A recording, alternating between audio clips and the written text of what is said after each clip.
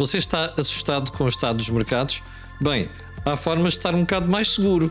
Uma delas é fundos de investimento imobiliário e nós vamos falar nisso no programa de hoje. Venha daí.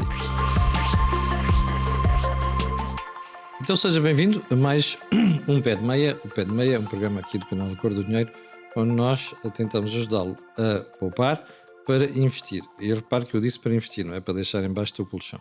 Ora, também, como sabe, o Pé de Meia é possível graças às parcerias que nós temos, a saber, a Bluecrow, a Optimize e também a Square Management, que gera fundos de investimento imobiliário. Olha, e nem para falar a verdade, vem mesmo a calhar. Fundos de investimento imobiliário. Como é que isto está a comportar? Como é que os mercados estão a comportar? Para já há aqui um indicador interessante, segundo a CMVM, o valor investido em fundos de investimento imobiliário tem vindo a subir. Pedro, é assim? Bom dia a todos. Quer dizer que a malta está a ouvir os nossos conselhos?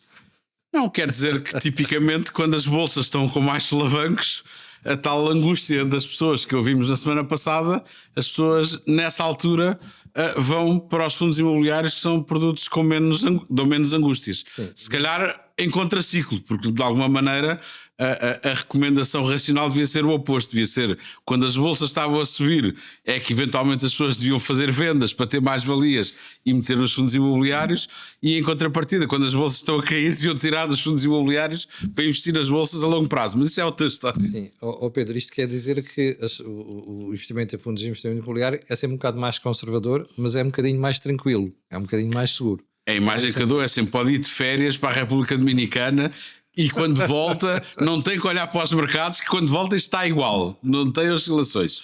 Porque isto tem essencialmente a ver com o comportamento do mercado imobiliário, naturalmente, não é? Sim, o mercado imobiliário não é um mercado tão nervoso como o mercado de capitais. Não estamos todos os dias a reagir se o Trump toma uma decisão, se a inflação subiu, se não sei quantos. Claro que há repercussões depois a médio e longo prazo, mas, digamos, por isso é que é bom ter nas carteiras mais globais fundos de pensões, fundos de fundos, etc., ter fundos imobiliários e ter imobiliário, porque é um ativo não correlacionado com o mercado de capitais. Sim. E faz, no fundo, ter menos risco, que no fundo é o que os gestores pretendem. Pedro, voltando àquela ideia de, primeiro, nós dizemos sempre aqui às pessoas para não colocarem os ovos todos no mesmo cesto, não só pôr em depósitos a prazo, pôr em outros tipos de investimento também, e este faz parte dessa composição de não ter os ovos todos na mesma carteira. Bem. Sim, aliás, houve uma entrevista com o recém-reeleito presidente da APFIP há uma semana e meia no Expresso, em que o título que o Expresso pegou, com o João Pratas, que o título que o Expresso pegou foi, e é um título acho que muito feliz, que é: um depósito à ordem, um depósito a prazo é sempre uma má aplicação financeira. É verdade. Nós dizemos isso aqui desde que nasceu o Pé de Meia. E repare, e não quer dizer que não haja casos específicos, a pessoa naturalmente tem que ter dinheiro à ordem para as suas despesas habituais, e também há situações em concreto que é bom ter depósitos a prazo, não só para fazer, face a uma emergência que tenha, como eu dou também às vezes como exemplo, o fundo imobiliário não pode ser para quem receba o subsídio de Natal e quer ir de férias no verão e aplica no fundo imobiliário. Claro. O fundo imobiliário é um produto de longo prazo. Sim. Portanto, um depósito a prazo se calhar é o mais recomendável para quem recebe dinheiro em novembro e quer ir de férias no verão e faz um depósito a prazo 6 meses ou investe no fundo de tesouraria. No fundo, para quem precisa de liquidez. No fim. Para quem precisa de liquidez. Depois, as aplicações para mais médio e longo prazo, que a pessoa acha que em princípio precisa menos, e há muitos produtos, incluindo os fundos imobiliários, em que tem acesso à liquidez com penalizações, portanto, ainda assim é um segundo nível, digamos, porque sei lá, os PPRs hoje em dia também pode resgatar em condições excepcionais, mas nós sabemos que acaba por demorar mais tempo. Os fundos de ações está sujeito às condições do mercado de capitais, portanto a pessoa tem que ver para o tempo em que precisa, em que quer aplicar, qual é o tipo de produto mais adequado. Pedro, nesta subida de aplicações que se registaram nos últimos meses, vocês também foram bafejados por isso. Isto é o comportamento do mercado, mas vocês também sentiram isso. Nós, felizmente, temos sido bafejados ao longo do tempo um bocadinho pela consistência dos resultados, exatamente. Aliás, nós mostramos isso há bocadinho ali, aquele gráfico mostrava que de forma consistente a rentabilidade é superior à inflação, tirando aquela história do Covid. Sim, e portanto este tem os fundos todos abertos disponíveis no mercado. Sim. E eu acho que é muito importante, portanto do lado esquerdo da tabela, assim, ou ao centro da tabela assombreado vermelho, temos as rentabilidades desde 1 até 10 anos. Sim. E do lado direito temos a volatilidade, portanto o risco.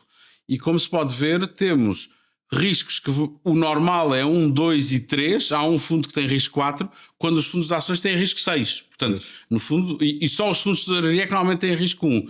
E como se pode ver pela rentabilidade, eu diria que há um outlier, que é um fundo que tem 10% a um ano também há um que tem 2 e qualquer coisa, mas depois o resto, isto parece quase uma figura de ciclismo, mas depois tem o pelotão que anda ali nos 4, 5, 6%, e mesmo para prazos mais longos tem rentabilidades na ordem dos 5% quase para qualquer prazo, que é uma rentabilidade, eu diria que bastante boa, quando comparado com o risco que tem e quando comparado com a inflação. Aliás, eu alerto os espectadores que podem estar um bocadinho baralhados, mas a parte da rentabilidade, como o Pedro disse, está ali sombreado, praticamente vermelho claro, e depois no risco está aqui no último quadro, volatilidade / nível de risco. Pedro, isto há bocadinho estava aqui a olhar para os quadros que nós tínhamos para ver no programa e há aqui uma comparação até de veículos de investimento, né? Comparativo com outras soluções de investimento. Vamos pedir à Regi para pôr no ar, para o Pedro explicar isto. Exatamente, começar por aqui. Temos 3 seguidos em que, enfim, há tendência para comparar sempre com 2 coisas. Por um lado, fundos imobiliários não cotados com fundos imobiliários cotados e depois com o mercado em geral, não é? Sim. E portanto, este é um gráfico que nós utilizamos muito, porquê? Porque tem a comparação, portanto, a linha vermelha é o fundo imobiliário, é o maior fundo imobiliário do mercado, a linha branca é o maior REIT espanhol, que é a Merlin, que foi para a Bolsa em 2014, e por isso é que a comparação é o ponto de partida, é quando a Merlin foi para a Bolsa em 2014 e como é que estamos 11 anos depois. Quando se fala em longo prazo, eu acho, enfim, já é um mínimo longo prazo razoável, não é? Sim. E depois temos o Eurostock 50 e portanto o que se pode verificar é no longo prazo, e se calhar com as quedas que estão a acontecer esta diferença vai estreitar outra vez um bocadinho, mas no fundo é a volatilidade, mas no fundo no longo prazo o Eurostock 50 está digamos a ganhar com 131% em 11 anos, que é impressionante em 11 anos, 131%. Mas só demonstra que vale a pena investir em ações se a pessoa digamos, não precisar de dispor do dinheiro. O ponto é esse. E depois temos a linha branca que também tem uma. A só cima tem 90% e o CA Património Crescente tem 63%, que ainda assim para 11 anos estamos a falar de uma rentabilidade média acima de 5%. Bom. É bastante bom. E como podem ver, sem volatilidade ou com muito pouca volatilidade. Sim. Ou seja, portanto, sem grande risco também. Porque na prática o que se vê nos outros casos é, quer na Merlin, quer no Eurostock, é se por acaso, isto é, comprando em 2014 e detendo hoje e vendendo hoje, se no meio a pessoa precisou ou de vender ou se quis comprar 2 ou 3 anos depois, já depende muito da altura em que quis comprar, porque pode ganhar ou perder, ou pode ganhar até muito mais, como até pode perder, porque como vemos, aliás na Merlin há ali uma altura em 2020, aquela é a altura de Covid e nós temos um slide a seguir com o Covid, portanto pré-Covid. Sim. Portanto, se compararmos a Merlin com o CA Património Crescente no começo do Covid, ainda hoje a Merlin ainda não recuperou. Pois. Está com 2% em 5 anos, sim, quando o CA Património Crescente está com 30%, o que mais uma vez, para 5 anos estamos a falar de uma média de 6%. Nota-se que a linha branca está ali abaixo Pronto, e está de vez em quando a fazer uns esforços para tentar recuperar. Para lá chegar ainda mas o que é importante? É que repare, do ponto de vista estrutural, a diferença de ativos não é significativa. Portanto, quais são as duas diferenças grandes? A Merlin alavanca-se, enquanto o CA Património Crescente não se alavanca, portanto não tem dívida, e portanto aí, lá está, pode ter mais retorno, mas também tem mais risco, ponto número 1. Portanto tem uma correlação com as taxas, para além do imobiliário, do risco imobiliário, tem um risco de taxas de juros, correlação com as taxas de juros por causa da alavancagem, e depois tem uma correlação com o mercado de capitais. E portanto, por exemplo, nestas alturas em que o mercado de capitais está a cair, a Merlin pode estar a gerir maravilhosamente os ativos todos. Os imóveis podem estar a dar, está tudo arrendado, os inquilinos a pagar, mas se o mercado de capitais cai, eles vão cair. Claro. Enquanto que um veículo não cotado não tem essa queda. Sim, e depois temos mais um gráfico, não é, Pedro? Que é, temos exatamente, um final que é, este é o índice europeu de veículos imobiliários cotados. Okay. Portanto, não é só a Merlin, que é o que está a branco. Que é o que está a branco. Sim. E, portanto, neste momento nós estamos ligeiramente acima, mas como se viu no passado, digamos, já estivemos bastante abaixo. Portanto, isto, mais uma vez, tem a ver com a volatilidade, sendo que os ativos subjacentes são iguais. Isto é, ouvimos o Pedro Lino na semana passada falar em recomposição de carteiras, mas na prática aqui, em teoria, são carteiras muito semelhantes na sua substância, tem a ver só com o facto de ser cotado ou não ser cotado. E estar, pois, claro, e estar exposto ao mercado, basicamente isso. Pedro, tudo isto que nós podemos tirar destas conclusões é que, de facto, primeiro, aqui rentabilidades nunca se podem esperar coisas malucas e a variação também não. Ou seja, conseguimos ter nos fundos de investimento imobiliário alguma estabilidade e, sobretudo, alguma segurança. Não é propriamente motivo para as pessoas andarem angustiadas como andam neste momento. Sim, eu diria que quem gosta ou que tem medo de andar angustiado é melhor não comprar ações. Se é para andar angustiado, acho que mais vale não ter ações. Quem compra ações, e como o Pedro Lino disse também, deve confiar nos profissionais e, portanto, não deve estar... E investir sempre a médio e longo prazo. A médio e longo prazo, e não deve estar a olhar para o mercado todos os dias, porque isso só lhe vai dar angústias. Há momentos de euforia também, Pedro, mas também é válido para vocês, como se vê aqui, desde 2014, pelos gráficos que o Pedro mostrou, a rentabilidade é muito interessante, não é? Mesmo sim, mas nós, no fundo, eu tenho uma história curiosa para contar, que foi em 2014-15, quando as taxas de juros chegaram a zero. Sim. Eu encontrei um administrador ibérico de um grande banco holandês que está a fazer financiamentos na Península Ibérica e que me encontrou, eu expliquei-lhe a nossa teoria de investimento e ele disse: estamos com uma carteira enorme de ativos, todos arrendados, com bons inquilinos, contratos longos, tu não te queres alavancar? Devias-te alavancar com taxas a zero, porque é que não te alavancas?